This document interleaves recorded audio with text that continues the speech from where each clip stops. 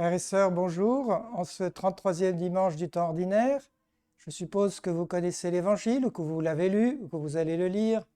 Il s'agit de la parabole qu'on appelle des talents. Et peut-être qu'il y a une petite confusion sur le mot talent.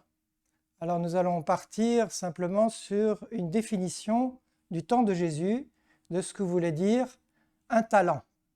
En fait, il s'agit d'une masse de métal précieux d'environ 20 kilos. Mettons aujourd'hui de l'or. Vous avez au prix de l'or actuel, 1 kilo d'or vaut 50 000 euros. Donc vous voyez 20 kilos d'or, ça fait 1 million d'euros. Le premier serviteur de la parabole reçoit 5 millions d'euros en forme de métal précieux. Le deuxième, 2 millions. Le troisième, 1 million.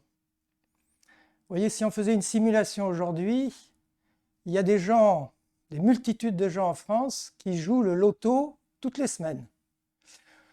En tout cas, le loto est prêt toutes les semaines et on peut gagner jusqu'à 2 millions d'euros, le gros lot.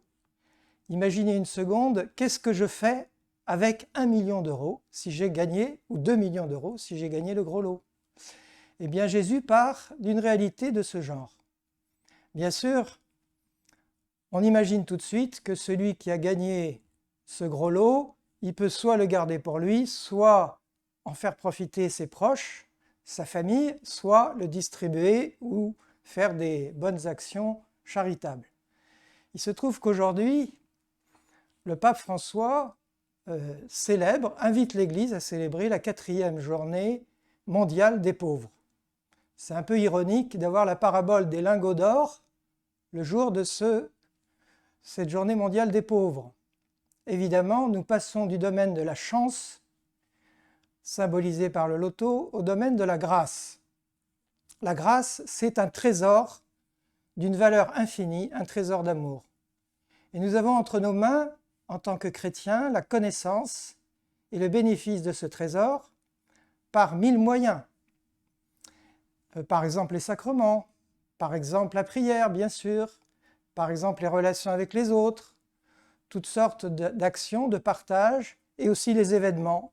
Si nous savons les accueillir, tous les événements sont porteurs de grâce. Donc la question est de savoir comment faire pour ne pas laisser sans effet les grâces reçues de Dieu. Bien sûr, contrairement à celui qui, par la chance, peut acquérir 2 millions d'euros, celui qui investit dans la parabole des talents, ça n'est pas celui qui possède l'argent ou qui le reçoit, c'est Dieu. C'est Dieu qui est l'investisseur. Et il investit en nous faisant confiance, pour que nous soyons capables, dans notre responsabilité, de faire profiter, fructifier ce trésor d'amour, ce trésor de grâce. Alors comment nous allons faire? Quels sont les moyens pour le faire fructifier? Je vais vous donner 3 essentiels en une période de confinement où on cherche qu'est-ce qui est essentiel, qu'est-ce qui est moins essentiel, et ça fait des grosses difficultés, des contradictions dans la politique pour essayer de trier entre l'essentiel et le moins essentiel. Je vous donne 3 essentiels, tirés de la parabole. Premier essentiel, faire confiance. Dieu nous fait confiance, et nous risquons d'être comme le 3e serviteur de la parabole qui n'a pas confiance. Il a peur, il va enterrer ses lingots d'or de 20 kilos d'or dans la terre et il attend que le temps passe avant que le maître revienne. Peut-être que nous sommes saisis par la peur de 1000 manières aujourd'hui. Peut-être que nous avons tendance à nous recroqueviller ou à nous replier sur nous-mêmes. Faites confiance. Quand vous dites « je crois en Dieu », ça veut dire « j'ai confiance en Dieu ».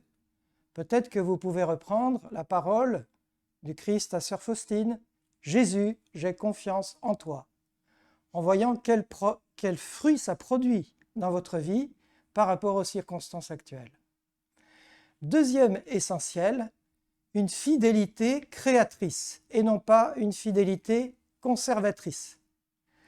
La parabole nous montre l'application d'un proverbe, je vais traduire le proverbe de la parabole de manière plus simple, qui n'avance pas, recule. Donc il n'y a pas de position statique, c'est impossible. Si vous voulez garder ce que vous avez au niveau des rituels, au niveau des habitudes, au niveau des pratiques chrétiennes, en visant toujours le minimum, vous reculez, vous perdez.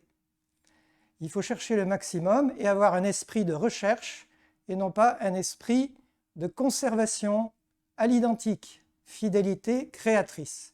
C'est cela que la parabole nous demande. Alors évidemment, c'est rechercher dans le domaine spirituel, rechercher dans notre union à Dieu, et puis aussi rechercher dans le partage avec les autres, tendre la main aux pauvres, ce que nous dit le pape François. Et enfin, dernière essentielle, je dirais la joie. La joie.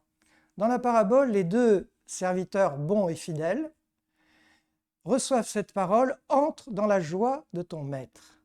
Eh bien, cette joie, elle commence maintenant, même si plus tard, au final, puisque ce sont des paraboles de la fin des temps et du jugement dernier, au final, nous entrerons dans la joie éternelle. Cette joie commence maintenant, c'est ce que disent les béatitudes, en particulier la dernière. Réjouissez-vous, exultez, car votre récompense sera grande dans les cieux. Une joie contemporaine, une joie qui est de maintenant, qui anticipe la joie de toujours. Au lieu d'être revendicatif, plaintif, plein de colère, cette joie est puisée dans une existence eucharistique par laquelle nous sommes capables de mettre en application ce que dit le prêtre à la préface « Il est juste et bon de te rendre grâce, toujours et en tout lieu ».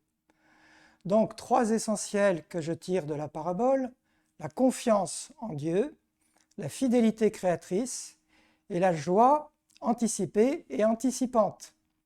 Et finalement, en citant encore le pape François qui lui-même cite le livre de Ben Sira au chapitre 7, toujours dans le très beau passage, et qui dit ceci: « Souviens-toi dans tout ce que tu fais que ta vie a une fin et tu ne pécheras jamais. » Voilà. Bon dimanche à tous et à bientôt.